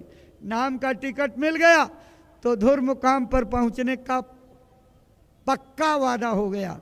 लेकिन धर्म का निर्वाह करना तो जरूरी है, धर्म का निर्वाह करिए। अगर धर्म का निर्वाह नहीं करोगे तो फिर गलती की सजा मिल जाएगी। मुझे एक घटना याद आती है। एक बार गुरु महाराज ने कुछ संदेश टाइप करने के लिए दिया और कहा जल्दी से तैयार करके लाओ। उसी दिन उसको फैक्स करके भेजना था। मुझे टाइप करने में लंबा संदेश था, रात के 12 बज गए। किसी तरह टाइप करके और उस संदेश को ले करके जब डरते डरते गए, बहुत देर हो गई है, देखा दरवाज़ा खुला था, दरवाजे के अंदर गए। जैसे ही दरवाजे के अंदर गए, मैंने देखा कि स्वामी जी बैठे हुए हैं। नीचे उनका पालतू कुत्ता काले रंग था, वो बैठा हुआ, और उसी के पीठ पर अपने पैर को ऐसे फिरा करके स्वामी जी कह रहे हैं, मैंने कितना समझाया था, नहीं माना, अब गलती मत करना, अब मनुष्य शरीर मिले तो भजन कर लेना। अब इन बातों को सुनने में मैं ऐसे मशगूल हो गया कि अपने कागज़ की भूल गया। थोड़ी देर में स्वामी जी ने कहा कौन है, तब मुझे चेतना जागी। ले करके गए, प्रणाम किया, कागज़ रखा, दस्तखत किया। स्वामी जी ने उस समय कुछ नहीं कहा ठीक है जाओ तुम। दस्तखत हो गई, लेकर चले आए, अपना काम किए। 2 दिनों के बाद स्वामी जी दर्शन मंच पर जब सत्संग में गए तो सत्संग पूरा सुनाया। सत्संग सुनाने के बाद अचानक सत्संग की धारा मोड़ करके गुरु महाराज कहने लगे, ए बच्चा, ये मत मान लेना कि तुमको लाइसेंस मिल गया। लाइसेंस, नामदान का मतलब लाइसेंस नहीं है कि तुम्हारा पक्का काम हो गया। नामदान लाइसेंस तो है, लेकिन नामदान मिलने का काम करोगे तब लाइसेंस पक्का रहेगा। काम नहीं करोगे, गड़बड़ करोगे तो गड़बड़ का फल मिल जाएगा, प्रकृति सजा देगी। फिर गुरु के लिए कुछ मत कहना। जो है गुरु महाराज ने कहा कि बड़े बड़े सेठ साहूकार जब गलतियां कर देते हैं तो उनको कुत्ते की योनि में भेजना पड़ जाता है और किसी योनि में भेजना पड़ जाता है। और जब वो दरबार में आकर के रोते हैं, दरबार में आकर के आंसू गिराते हैं, दरबार में रह करके उनको मनुष्य शरीर का अधिकार प्राप्त हो जाता है। और फिर अगर वो गलती करेंगे तो फिर सजा मिल जाएगी, और भजन कर लेंगे तो उनका काम हो जाएगा। मैंने उस समय जब गए थे तो देखा था उस कुत्ते के दोनों आंखों से भर भर भर भर नीर गिर रहे थे, पानी के आंसू गिर रहे थे। भाई बहनों, धर्म का पालन करोगे तब काम बनेगा, अपने सत्संगी धर्म का पालन करोगे तब काम बनेगा। इसलिए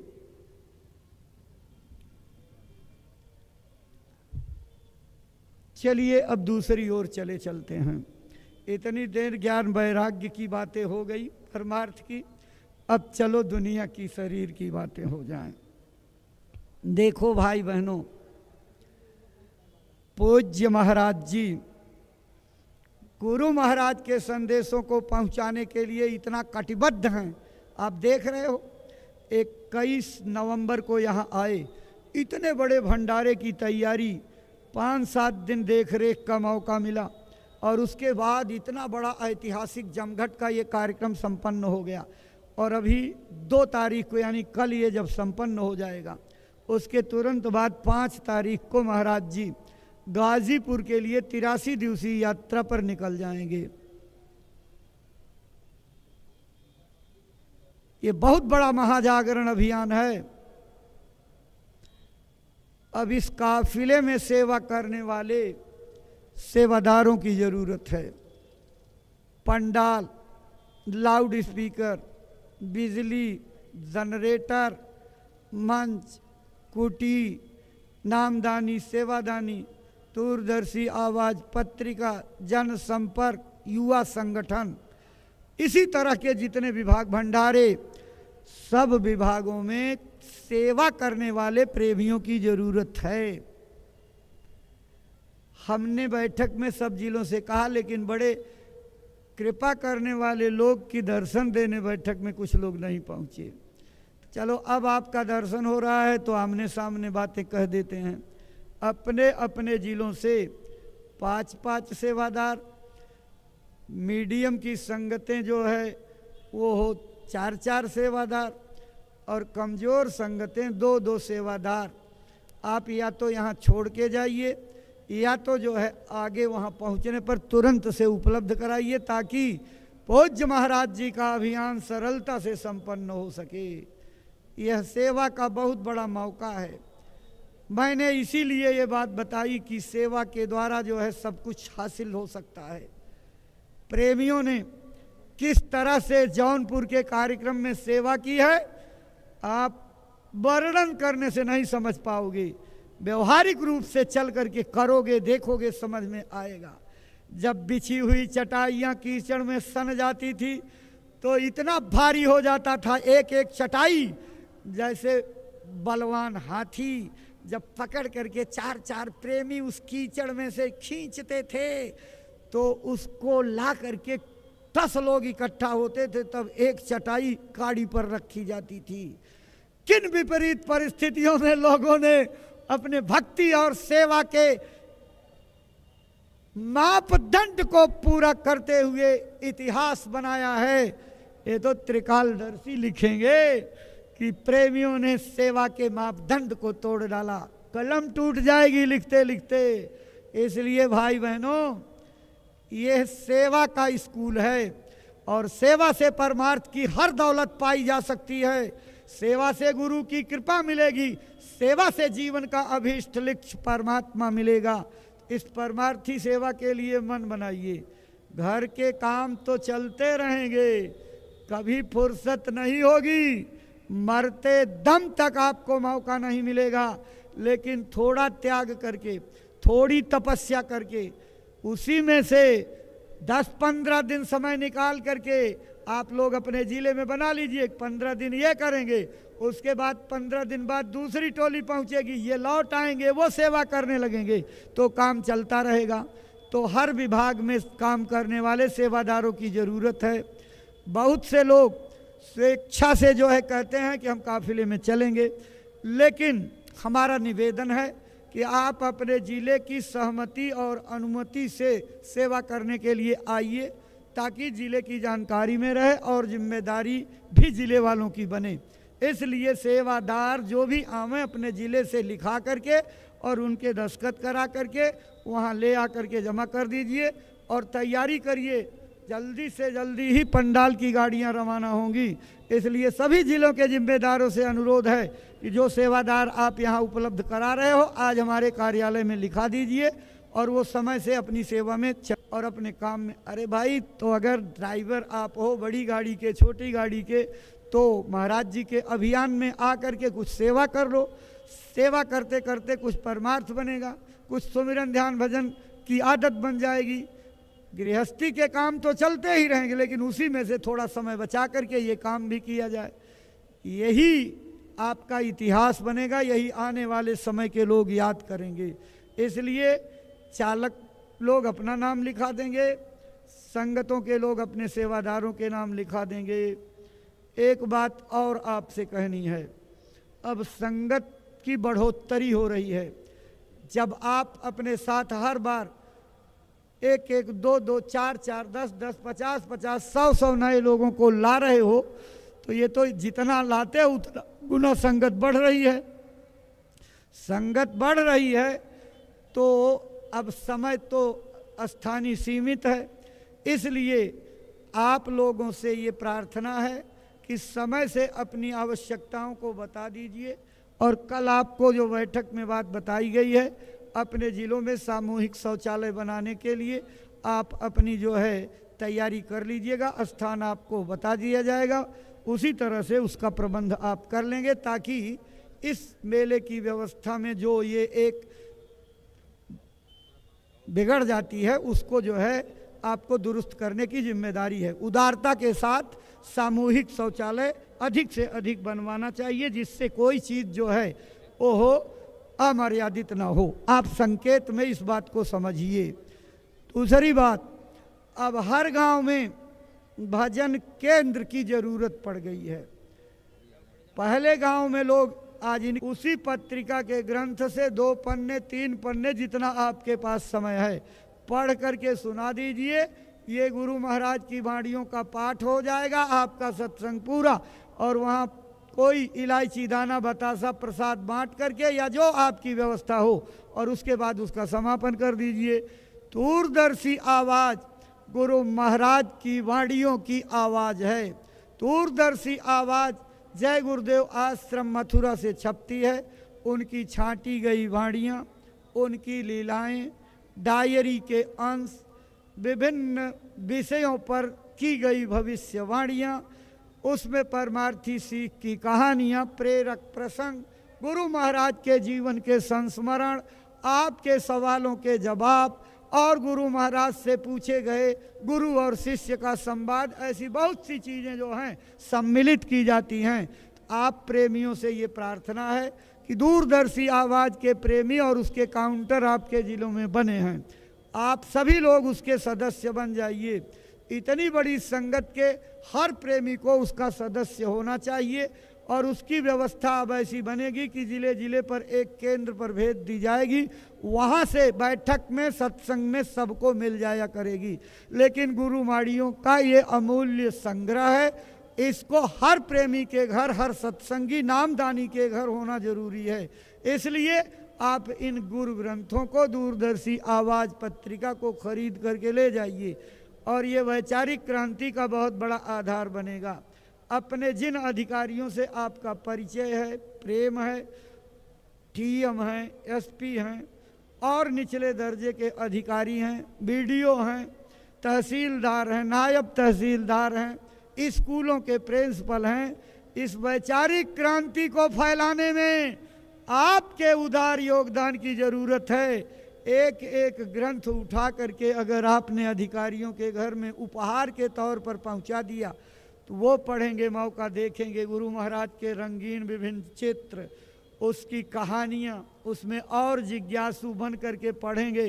धीरे धीरे गुरु महाराज के मिशन से परिचित हो करके आपकी संगत में आ करके संगठन से जुड़ेंगे, नामदान ले करके भजन करेंगे, संगत के मजबूती का आधार बन जाएंगे और आप का मिशन बहुत आगे बढ़ेगा। वैचारिक क्रांति की जिस लहर की उम्मीद गुरु महाराज हम प्रेमियों से करके गए हैं उसकी लहर चल पड़ेगी, लेकिन ज़रूरत है कि गुरु वाणियों को घर घर जन जन तक पहुंचाने की। इसमें आपके उदार सहयोग की ज़रूरत है और इस उदारता का फल परमार्थ में गुरु महाराज अपनी दया से उसकी भरपाई करेंगे। एक एक गांव गोद लेने का हुक्म हुआ है। अब प्रेमियों यहाँ से जाने के बाद जो गुरु महाराज की यात्रा में पूज्य महाराज जी के साथ रहेंगे उनका तो समय उसमें लगेगा ही, लेकिन जो लोग अपने घर पर रहें, अपनी व्यवस्थाओं में, गृहस्थी में, आप एक एक गांव गोद ले करके निरंतर गुरु महाराज के संदेशों को पहुंचाते रहिए। नए लोगों को तैयार, जल्दी मत करो प्रेमियों, जरूरी विषय जो छूट जाएगा तो फिर रह जाएगा, बैठे रहो, अभी जल्दी मत करो। थोड़ा मैंने इतनी देर बताया कि 8 घंटे बैठा करके नामदान दिया जाता था, तो अभी 2.5 घंटे भी नहीं हुए, अब तब तक आप उठने लगे। थोड़ा बैठे रहो, ये घुटनों को मजबूत करो और इनको समझाओ कि थोड़ा और कसनी कसो इन पर, थोड़ा बैठ जाओ प्रेमियों, उठ करके गलती मत करो, दया से वंचित मत हो, बैठे रहो। भी एक एक गांव गोद ले करके गुरु महाराज के संदेशों को, गुरु महाराज का झंडा बुलंद कर दीजिए। अपनी अपनी जिम्मेदारी पर सब लोग अलग अलग गांव गोद लेना। एक ही गांव में टूट मत पड़ना, वही दादा का गांव, वही दादी का गांव, वही मम्मी का गांव, वही पापा का गांव, वही भैया का गांव, वही भाभी का गांव, वही भैया का गांव, वही बहनों का गांव, नहीं, सबका गांव अलग अलग। भले एक साथ सब लोग जाइए प्रचार करने, लेकिन अलग अलग गांव गोद लीजिए। ये सेवा कार्य है गुरु महाराज की दया का, और इसी मंच से कह करके गए हैं, निज धाम जाने से पहले मेरे शाकाहार के प्रचार को करते रहना, इसी से देश और दुनिया में भारी परिवर्तन होगा और तुम्हारी आत्मा का कल्याण भी हो जाएगा।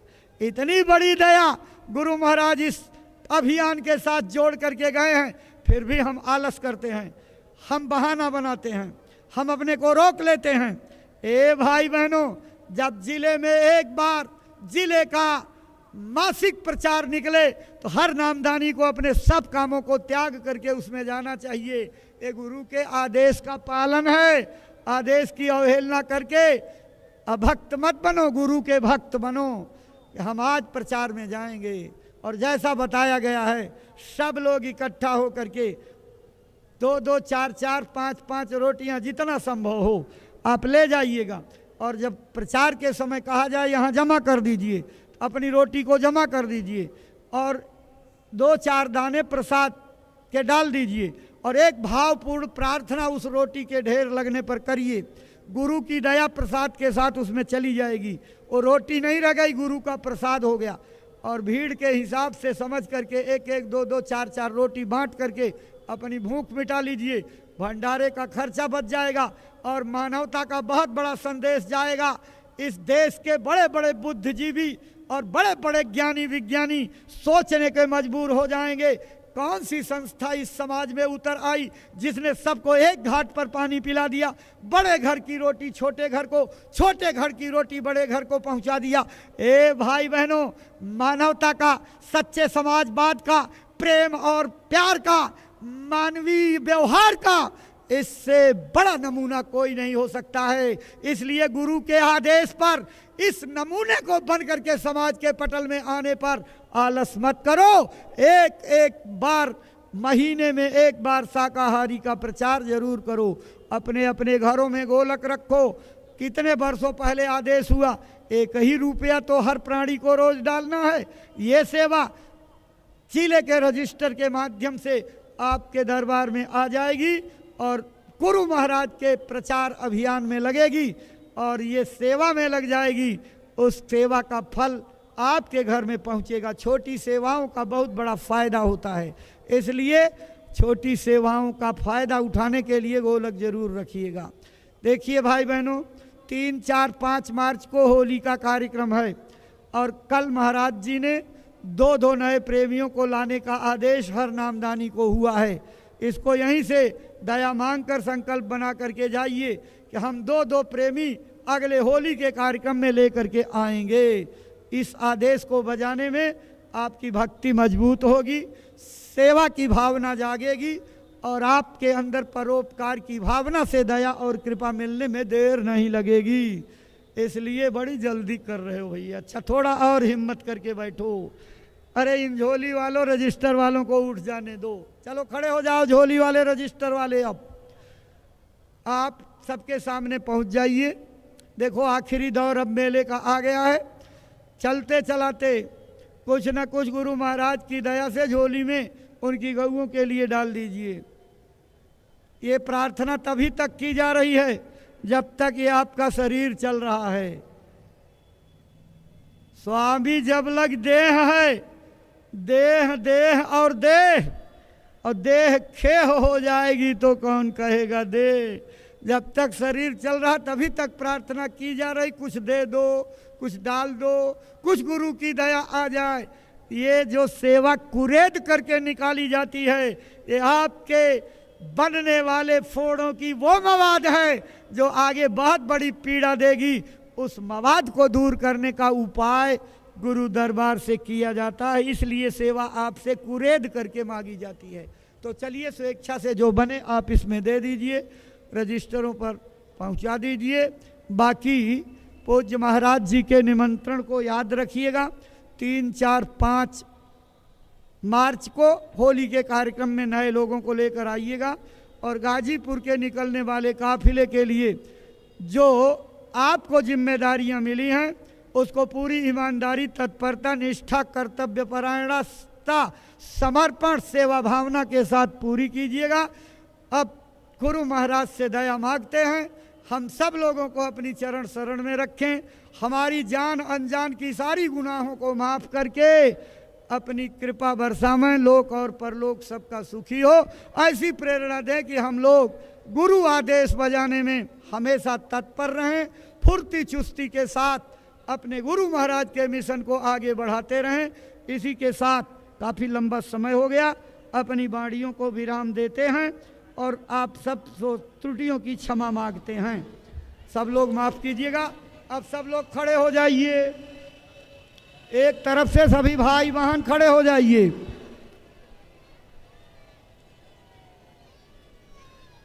रात भर लोग उड़ते रहे, लोग चिड़ियों की तरह से उड़ते रहे, लेकिन ये भाई बहनों, ये देखो उमड़े हुए जनसैलाब का नतीजा कि अब भी लगता है कोई खास फर्क नहीं पड़ा हुआ है। ये गुरु की अटूट श्रद्धा है, ये गुरु के मिशन पर कुर्बान होने का प्रण है, ये गुरु महाराज के मिशन को आगे बढ़ाने का आपका सत संकल्प है। और गुरु महाराज आपके इस सत संकल्प को पूरा करें और गुरु महाराज की महिमा देश व्यापी ही नहीं विश्वव्यापी हो। सारा संसार शांति को पाने के लिए दरबार में आकर के मत्था टेके, अपनी बुराइयों को चढ़ा करके मनोकामनाएं पूरी करे। आज इस महामानव संगम के मंच से सबके लिए सद्भावना पूर्ण संदेश दिया जाता है और हम इस मंच से पूज्य महाराज जी की ओर से अपील करते हैं, इस देश में सभी लोग प्रेम और प्यार की हवा बहाओ, लोगों में अच्छे संस्कार की शिक्षा दो, सारे देश की आवाम को शाकाहारी नशा मुक्त बना दो, प्रबल संकल्प लेकर के मांसाहार और शराब का प्रचलन बंद कर दो, इस देश में चरित्रों को बढ़ावा दो, लोगों को मानव सेवा सिखाओ, लोगों को मानवीय प्रेम सिखाओ, क्योंकि बिना मानवीय प्रेम आए राम राज्य जैसी कल्पना अधूरी रहेगी। सब नर करहीं परस्पर प्रीति, चलहि स्वधर्म निरत श्रुति नीति। इसलिए जागो, जमाने को जगा दो, गुरु के ज्ञान का दीपक जगमगा दो, शाकाहार का प्रचार करके इस देश की बिगड़ी हुई खान पान को सुधार लो और गुरु महाराज के मिशन को 4 चांद लग जाएं और लोग ये महसूस करने लगें अब दुनिया का कल्याण जय गुरुदेव बाबा की बातों को मानने से होगा, आपके मिशन की कामयाबी हो जाएगी। और उस दिन आपका दिल इतना गदगद होगा कि जब अपने आराध्य गुरु महाराज के दया मांगने के लिए सारा संसार इस चौखट पर नतमस्तक होगा। इसलिए प्रेमी भाई बहनों, हमेशा उत्साह में रहो, हमेशा फुर्त रहो, हमेशा जागते रहो, कभी आलस मत करो, हमेशा उत्तिष्ठ जागृत प्राप्य बरा निबोधत। उठो, जागो, चलते रहो, चलते रहना जिंदगी है। जब तक अपने लक्ष्य और उद्देश्य को ना प्राप्त कर लो, गुरु की दया मांग करके निरंतर चलते रहो। चलो भाई बहनों, सब लोग मालिक के नाम को प्रेम से बोलिए, जय गुरुदेव, जय गुरुदेव, जय गुरुदेव। नाम किसका? प्रभु का पावन नाम, प्रभु का जागृत नाम। जय गुरुदेव। बाबा जय गुरुदेव जी महाराज का कहना है शाकाहारी रहना है। और पूज्य महाराज जी की प्रार्थना, हाथ जोड़कर विनय हमारी हो जाए सब शाकाहारी। बाबा जी की अर्जी है, आगे आपकी मर्जी है। स्वामी जी की अर्जी है, आगे आपकी मर्जी है। जय गुरुदेव, जय गुरुदेव। जो लोग पूजन का प्रसाद नहीं लिए होंगे, मंदिर में जाकर उसके बाद निर्माणाधीन सत्संग स्थल यानी समाधि स्थल पर आकर के प्रसाद ले लेंगे। ये विभिन्न संकटों के समय आपके काम आएगा। गन्ने का शरबत जब तक रहिए निरंतर पीते रहिए, सर्व रोग हारी है, असाध्य रोगों की दया। गुरु महाराज की गाड़ी दाहिनी तरफ है, सचल मंदिर, चरण पादुका को प्रणाम कर लीजिएगा और घर जाने से पहले